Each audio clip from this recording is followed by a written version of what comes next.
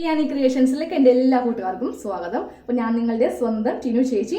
ഇന്ന് നിങ്ങൾക്ക് ഞാൻ കുറച്ച് ടൈലറിങ്ങിൻ്റെ ടിപ്സ് ഒന്ന് പരിചയപ്പെടുത്തുവാണ്. അപ്പോൾ നമ്മൾ കുറേ നാളായി ടൈലറിങ്ങിൻ്റെ കുറച്ച് ടിപ്സ് ഒക്കെ ഞാൻ ഇങ്ങനെ പരിചയപ്പെടുത്തുന്നത് വിചാരിച്ചിരിക്കുന്നു. അപ്പോൾ ഇന്നത്തെ വീഡിയോയിൽ ഏതായാലും നമുക്ക് കുറച്ചധികം ടൈലറിങ്ങിൻ്റെ ടിപ്സ് ഒന്ന് അറിയാം. അത് നിങ്ങൾക്ക് ഏറ്റവും കൂടുതൽ ഗുണകരമാകുകയുള്ളൂ. ഓക്കെ, അപ്പോൾ നമ്മുടെ വീഡിയോയിലേക്ക് കടക്കുന്നതിന് മുൻപായിട്ട് എൻ്റെ ചാനൽ നിങ്ങൾ ഇതുവരെ സബ്സ്ക്രൈബ് ചെയ്തില്ലെങ്കിൽ ഇപ്പോൾ തന്നെ ഈ വീഡിയോയുടെ താഴെ റെഡ് നിറത്തിൽ സബ്സ്ക്രൈബ് എന്ന് എഴുതിയിട്ടുണ്ടാവും. അതിലൊന്ന് ഇപ്പൊ തന്നെ ഒന്ന് ക്ലിക്ക് ചെയ്യുക. പിന്നെ അതോടൊപ്പം തൊട്ടപ്പത് ബെല്ലൈക്കൺ ഉണ്ടാവും, അതിലൊന്ന് ക്ലിക്ക് ചെയ്യണം. എന്നാൽ മാത്രമേ എല്ലാ ദിവസവും രാവിലെ 6:30 മണിക്ക് ഇതുപോലത്തെ നല്ല യൂസ്ഫുൾ വീഡിയോസ് ആണ് എല്ലാ ദിവസവും ഞാൻ അപ്ലോഡ് ചെയ്യുന്നത്.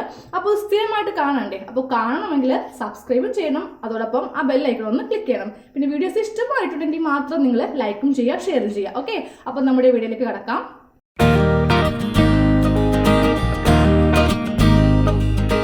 കട്ടിങ് അല്ലെ, കട്ടിങ് കഴിഞ്ഞിട്ട് നമുക്ക് ഇത് സ്റ്റിച്ച് ചെയ്യാൻ പറ്റൂ. അപ്പോൾ നമുക്ക് കട്ടിങ് ചെയ്യാൻ വേണ്ടിയിട്ട് ഏറ്റവും ആദ്യം നമ്മുടെ കയ്യിൽ വേണ്ടത് നമ്മളുടെ കത്രികയാണ്. കത്രികയ്ക്ക് നല്ല മൂർച്ചയുണ്ടെങ്കിൽ മാത്രമേ നമുക്ക് കട്ടിങ് നല്ല എളുപ്പത്തിലും നല്ല സുഖമായിട്ട് ചെയ്യാൻ പറ്റൂ. അപ്പോൾ നമ്മൾ പലതരത്തിലുള്ള കത്രിക ഇന്ന് മാർക്കറ്റിൽ അവൈലബിൾ ആണ്. അപ്പോൾ ഞാൻ ഇപ്പോൾ ഉപയോഗിക്കുന്നത് ഇതുപോലത്തെ കത്രികയാണ്. നല്ല അടിപൊളി കത്രികയാണ്.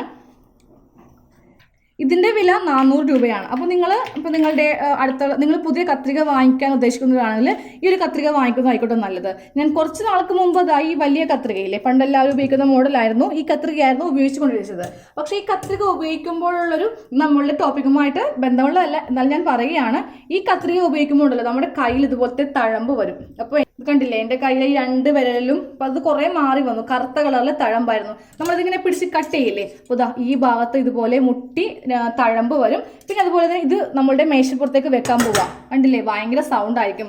ആ സമയത്ത് ഇപ്പോൾ ഇറങ്ങുന്ന കത്രികയാണത്. ഇത് നമുക്ക് പിടിക്കുമ്പോൾ കണ്ടില്ലേ, നമ്മുടെ കയ്യിലൊരു പ്രൊട്ടക്റ്റ് പോലെ നല്ല സോഫ്റ്റ് ആയിട്ടുള്ളൊരു മെറ്റീരിയലാണ് ഇവിടെ ഉപയോഗിച്ചിരിക്കുന്നത്. പിന്നെ നമ്മൾ ടേബിളിൻ്റെ പുറത്ത് വെക്കുമ്പോഴാണെങ്കിലും അധികം സൗണ്ടും ഉണ്ടാവില്ല. അപ്പോൾ ഞാൻ പറഞ്ഞു വരുന്നത് കത്രികയുടെ മൂർച്ചയെ പറ്റിയാണ്. അപ്പോൾ നമുക്ക് കത്രികയ്ക്ക് മൂർച്ചയില്ലെങ്കിൽ ഫസ്റ്റ് നമുക്ക് ചെയ്യേണ്ടത് കത്രിക നന്നായിട്ട് മൂർച്ച വെപ്പിച്ചെടുക്കുക എന്നുള്ളതാണ്. അപ്പോൾ ഞാൻ ഉപയോഗിക്കുന്നത് പുതിയ കത്രിക ആയതുകൊണ്ട് എൻ്റെ കത്രികയുടെ മൂർച്ച ഇതുവരെ പോയിട്ടില്ല. ഞാനിപ്പോൾ ഈ കത്രിക ക്യാൻവാസ് കട്ട് ചെയ്യാൻ വേണ്ടിയിട്ട് എടുക്കാറുണ്ട്. ഈ കത്രിക ക്യാൻവാസ് ഷീറ്റ് കട്ട് ചെയ്യാൻ വേണ്ടി എടുക്കാറില്ല, അതിൻ്റെ മൂർച്ച പോകും. അതിനാണ് ഈ പ്ലാസ്റ്റിക് കത്രിക യൂസ് ചെയ്യുന്നത്. അപ്പോൾ ഫസ്റ്റ് നമുക്ക് നമ്മുടെ കത്രികയ്ക്ക് മൂർച്ചയില്ലെങ്കിൽ നല്ല മൂർച്ച വെപ്പിച്ചെടുക്കുക, അല്ലെങ്കിൽ കട്ടിങ് നമുക്ക് കട്ട് ചെയ്യാൻ വേണ്ടി പറ്റില്ല. അപ്പോൾ നിങ്ങൾ ഉപയോഗിക്കുന്ന കത്രികയ്ക്ക് മൂർച്ചയില്ലെങ്കിൽ നിങ്ങൾ ഇതുപോലത്തെ ഒരു വാട്ടർ പേപ്പർ വാങ്ങിക്കുക. ഇതിൻ്റെ നമ്പർ ഒന്ന് നോട്ട് ചെയ്യുക. P100 എന്നാണ് ഈ പേപ്പറിൻ്റെ നമ്പർ. അപ്പോൾ അത് നോക്കി വാങ്ങിക്കുകയാണെങ്കിൽ ഇത് കുറച്ച് ക്വാളിറ്റി കൂടിയതാണ്. അപ്പോൾ നമുക്ക് കത്രികയ്ക്ക് മൂർച്ചയില്ലെങ്കിൽ നല്ല മൂർച്ച നമുക്ക് കിട്ടും. അപ്പോൾ ഇതിൻ്റെ ഈ വാട്ടർ പ്രൂഫ് പേപ്പറിൻ്റെ പേര് ഇവിടെയുണ്ട്, silicon carbide water proof paper. Okay, അപ്പോൾ ഇതുപോലത്തെ ഇതിന് സാൻഡ് പേപ്പർ എന്നും പറയാറുണ്ട്.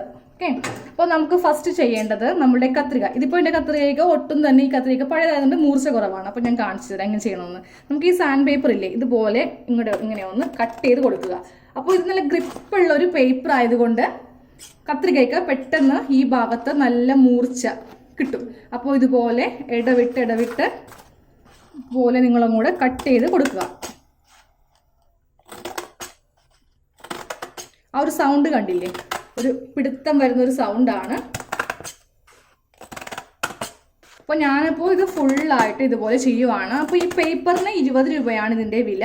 പിന്നെ നിങ്ങൾക്ക് ഇത് വാങ്ങിക്കാനായിട്ട് നിങ്ങൾക്ക് അറിയില്ല, ഇപ്പോൾ ഇത് ഹാർഡ്വെയർ ഷോപ്പിൽ, എല്ലാ ഹാർഡ്വെയർ ഷോപ്പിലും ഇത് കിട്ടും. അപ്പോൾ ഇനി ഇതില്ലെങ്കിലും കുഴപ്പമില്ല, നമ്മൾ ഗുളികയില്ലേ, നമുക്ക് കഴിക്കുന്ന ടാബ്ലറ്റിൻ്റെ കവറില്ലേ, അത് ഇതുപോലെ ചേർത്താലും മതി. ഒഴിഞ്ഞ ടാബ്ലറ്റിൻ്റെ കവർ ഉണ്ടെങ്കിൽ ഇത് കത്രിക ഉപയോഗിച്ച് ഇതുപോലെ ഒന്ന് കട്ട് ചെയ്ത് കൊടുക്കുക.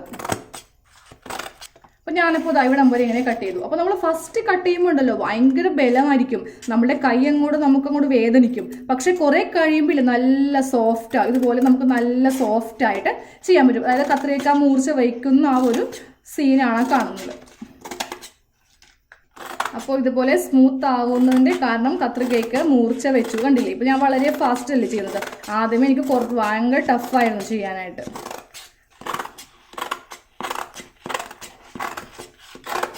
അപ്പോൾ ഇനി നമുക്കൊരു തുണിയിൽ കട്ട് ചെയ്യാം. കണ്ടില്ലേ, ഒട്ടും മൂർച്ചയില്ലാത്ത കത്രികയായിരുന്നു, ഇപ്പോൾ നല്ല മൂർച്ച കത്രികക്ക് ആയി. ഓക്കെ, അപ്പോൾ നമ്മൾ കത്രികയുടെ കാര്യം പറഞ്ഞു കഴിഞ്ഞു. ഇനി നെക്സ്റ്റ് നമുക്ക് സ്റ്റിച്ചിങ്ങിലേക്ക് വരാം. അപ്പോൾ നമ്മൾ ഇപ്പോൾ ഒരു ചുരിദാർ അല്ലെങ്കിൽ ഒരു ബ്ലൗസൊക്കെ സ്റ്റിച്ച് ചെയ്യാൻ വേണ്ടിയിട്ട് ഫസ്റ്റ് നമുക്ക് വേണ്ട ഒരു സംഭവം എന്ന് പറയുന്നത് ത്രെഡാണ്, നൂല്. അപ്പോൾ നമ്മൾ നൂല് വാങ്ങിക്കുമ്പോൾ എപ്പോഴും അത്യാവശ്യം നല്ല സെയിലുള്ള കടയിൽ നിന്ന് വാങ്ങിക്കാനായിട്ട് ശ്രദ്ധിക്കുക. എന്താണെന്നറിയോ, ഉറഞ്ഞ നൂലൊക്കെ കൊണ്ട് നമ്മൾ തയ്ക്കുകയാണെങ്കിൽ നമ്മൾ സ്റ്റിച്ച് ചെയ്യുമ്പോൾ നമ്മുടെ മെഷീനിൽ നമ്മൾ സ്റ്റിച്ച് ചെയ്യുമ്പോൾ ആ ഒരു പ്രശ്നങ്ങളൊക്കെ വരും. എനിക്ക് ഒത്തിരി ഇപ്പോഴൊന്നുമല്ല, പണ്ട് വന്നിട്ടുണ്ട്. അപ്പോൾ അതുകൊണ്ടാണ് ഞാനിപ്പോൾ ഈ കാര്യം എടുത്ത് പറയുന്നത്. അപ്പോൾ നമ്മൾ നൂല് വാങ്ങിക്കുമ്പോഴേ ഞാൻ കാണിച്ചു തരാം നൂലിൻ്റെ ക്വാളിറ്റി. അപ്പോൾ ഒരു സെയിലും ഇല്ല, ഒരു കച്ചവടമൊക്കെ ഇല്ലാത്ത കടയിലാണെങ്കിലുണ്ടല്ലോ, ആ നൂല് അവിടെ ഇരുന്നങ്ങ് പഴകിയിട്ടുണ്ടെങ്കിൽ അത് ഉറഞ്ഞു പോകും. അപ്പോൾ ആ ഉറഞ്ഞ നൂല് കൊണ്ട് നമ്മൾ തയ്ക്കുമ്പോൾ നമ്മൾക്ക് കറക്റ്റ് സ്റ്റിച്ചും കിട്ടില്ല, നമ്മളുടെ തുണി പെട്ടെന്ന് ആ സ്റ്റിച്ച് വിട്ടുപോവുകയും ചെയ്യും. അപ്പോൾ എപ്പോഴും നൂലിൻ്റെ ക്വാളിറ്റി കണ്ടില്ലേ, ഇതുപോലെ വലിച്ചാൽ നല്ല ടൈറ്റ് ആയിട്ട് ഉണ്ടാവണം. പെട്ടെന്ന് ടിക്ക് എന്ന് പറഞ്ഞ കൂടെ പൊട്ടിപ്പോയത് ഇതുപോലെ ടൈറ്റ് കണ്ടില്ലേ, ആ ടൈറ്റ് ഉണ്ടാവണം. നമ്മൾ ഇതുപോലെ വലിക്കുമ്പോൾ പടാന്ന് പറഞ്ഞ കൂടെ പൊട്ടിപ്പോകുന്ന നൂല് വാങ്ങിക്കരുത്, അത് ഉറഞ്ഞ നൂലായിരിക്കും. അതൊന്നും നിങ്ങൾ ചെക്ക് ചെയ്തിട്ട് വാങ്ങിക്കാം. ഓക്കെ, അപ്പോൾ നമ്മൾ ത്രെഡിൻ്റെ കാര്യം പറഞ്ഞു കഴിഞ്ഞു.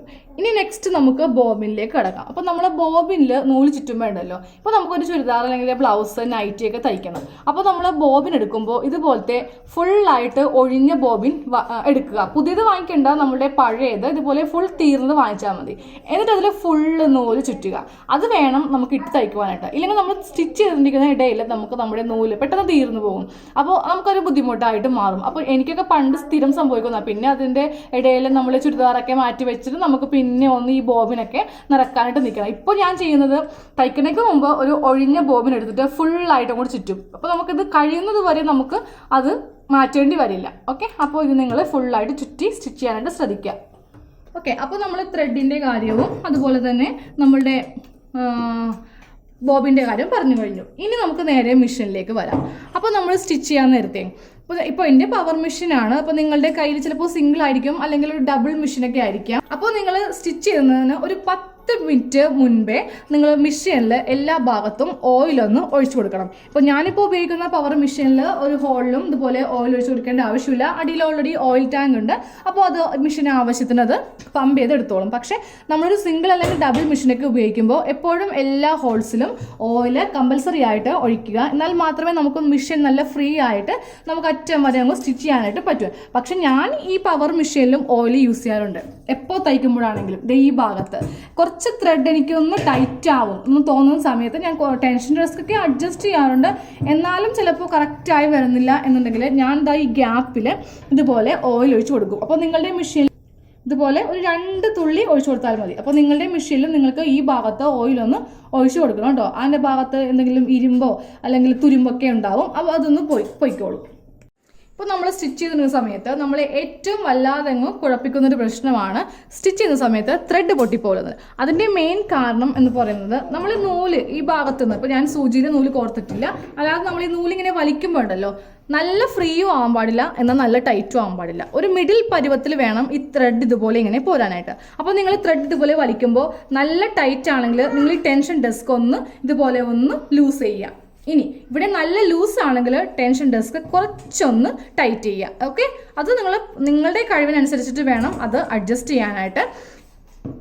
അപ്പോൾ അതുപോലെ തന്നെയാണ് നമ്മൾ ബോബിനിൽ, അതായത് കേസിൽ ബോബിൻ ഇതുപോലെ ചെയ്യുമ്പോഴും അത്യാവശ്യം നല്ല ലൂസിൽ പോകണം.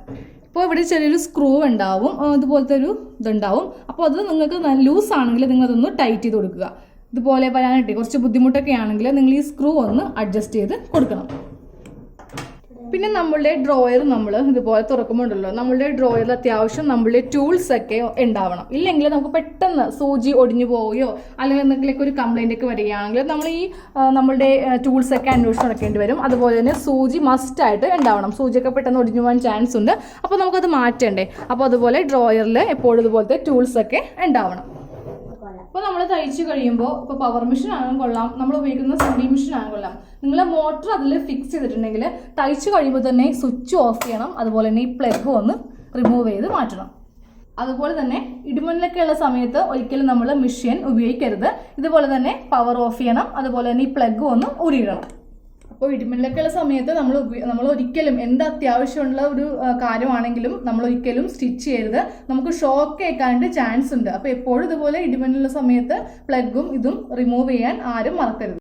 ഇനി അവസാനമായിട്ട് നമ്മളിപ്പോൾ മെഷീനിൽ നമ്മുടെ ഉപയോഗം എല്ലാം കഴിഞ്ഞു. ചുരിദാർ നൈറ്റൊക്കെ നമ്മൾ സ്റ്റിച്ച് ചെയ്ത് കഴിഞ്ഞു.